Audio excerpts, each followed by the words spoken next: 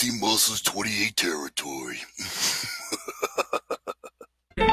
Check it, yo, I hit the jeweler, got some goals. I sold a little weed, but I could never sell my soul. And when I'm in LA, you find me out in Lil Tote. Come up vocal with my ramen, I'ma need another bowl. Let's go.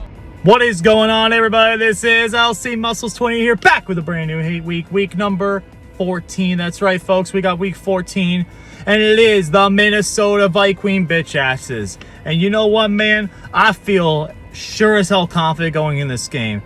But they're the underdogs. You're the underdog. No, they're fucking not. Let's be real here. The only reason why the media has them at 3.5 is because they got home field, and because they're rebounding after the Lions, and because there's a possibility Dalvin Cook will play. Dalvin Cook that is nowhere even close to ready to play. But if they somehow allow him to come back and play this game, it's going to be a fucking dreadful thing. I'm recording this on Wednesday because you know what? There's still speculation on what's going to happen. But you know what? The good speculation is the Steelers are probably going to get some good people back.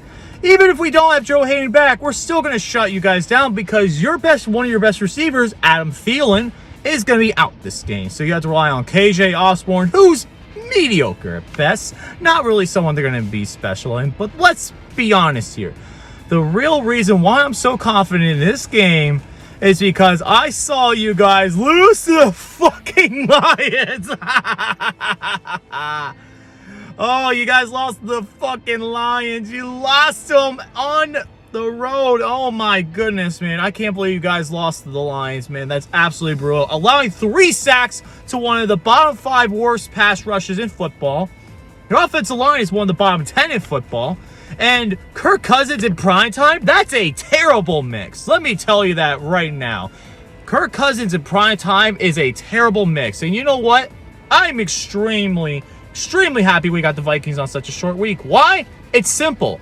The Steelers know how to play Thursday night games, especially on short weeks. We do play short night games pretty well. And you know what? The Steelers deserve this game as much as anybody. And we're going to run. We just got 7 sacks on a top 10 offensive line in the league. 7! That's incredible. One of the top 10 offensive lines in the league, and we got 7 sacks. Do you know how bad Minnesota's offensive line is? We're going to kill Kirk Cousins. It's not going to be fair. And there are no TTC members of the Vikings fan base, so this video will be shorter than most, especially because the game is tomorrow. But you know what? I'm still confident as fuck we're going to win this game. Why? It's simple. The Steelers right now are in a really, really good spot. And I'll tell you more why in a second. So going into the game, realistically, I'm just expecting the Steelers to play like we did against the Ravens, minus the first half. The second half is what I want to see. Even though I will give credit, Baltimore had a good game plan for the Steelers until Marlon Humphrey got hurt. The Vikings' defensive backfield does not scare me nearly as much as regards to the Ravens. The Ravens have a much better defensive backfield than the Vikings do. And the Vikings blew a 31-10 lead to the Baltimore Ravens as well, letting them come back and win the game in overtime. So the good thing is, luck is on our side, and we are the favorites right now, especially because we have the best defensive player in the league, other than Trayvon Diggs, who probably is the other defensive player of the year candidate, and TJ fucking Watt. Why TJ Watt? He is in an unbelievable pace right now. Through 10 games, that's right, 10 games, because he missed 2 games, he has 16 sacks. That is absolutely incredible.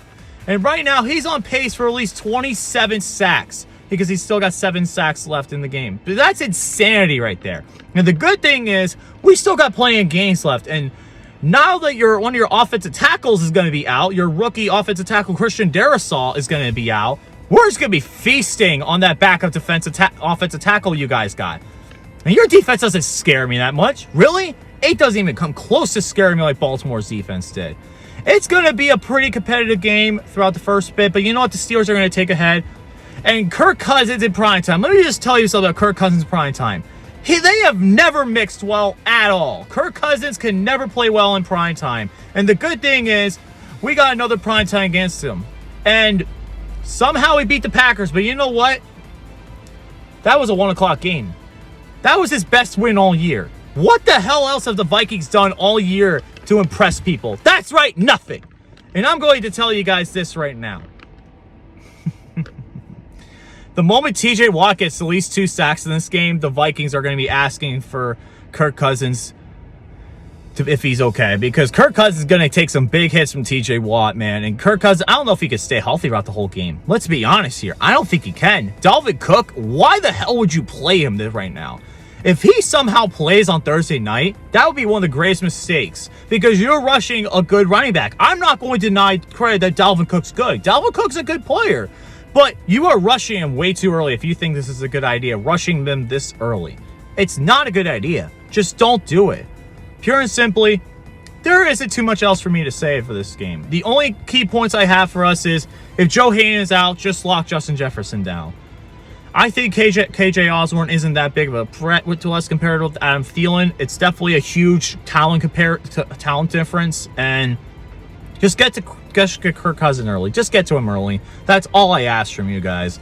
There really isn't too much to say for this week, just because it's a short week. I had my victory lap on Monday. There really isn't much I really need to talk about for this game since it's Wednesday. There really isn't much. Nothing's really changed. There are no people to do hate weeks on. All I can say is, history-wise, the last time we did beat you guys on the road was in 2005, which I remember that game because that was one of the stepping stones to leading us to the Super Bowl.